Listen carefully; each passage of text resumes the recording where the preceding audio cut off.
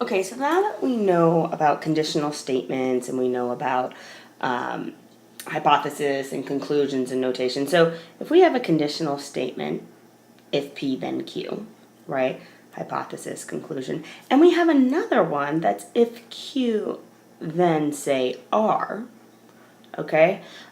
Then what that means is if we want to, we can kind of bypass this step. So all of this turns into if P then R.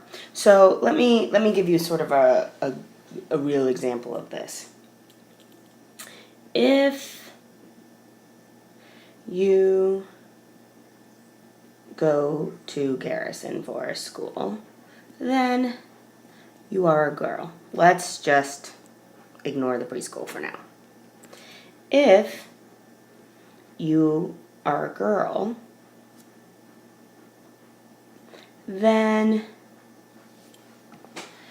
you are awesome. Right? Okay, so what this means is if I know you go to Garrison, I can just skip to know you're awesome. Right? Does that make sense? I mean, I can use them all, but if I had these two statements and I said, hey, let's say Liz goes to Garrison, what can I conclude? Well, I conclude she's a girl, absolutely, and I can also conclude that she is awesome. And the reason I can conclude that is the law of syllogism. Okay, so that's just a good one to know. Just as a real quick review of stuff. Hey, if I said somebody was awesome, can I conclude anything?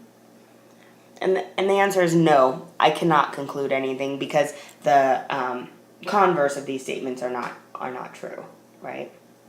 Okay.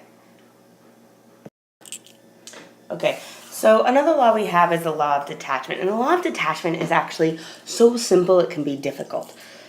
Basically, all it says is if we know if P then Q, and then we know P, we can conclude Q. And I know that sounds silly, but that needs to have a name, and that name is the law of detachment. So if I use the former example, if you go to Garrison, sorry about my handwriting, then you're a girl, right? Okay, so like I said before in that last example, hey, if Liz goes to Garrison, what can we conclude? By the law of detachment, you can conclude she is a girl.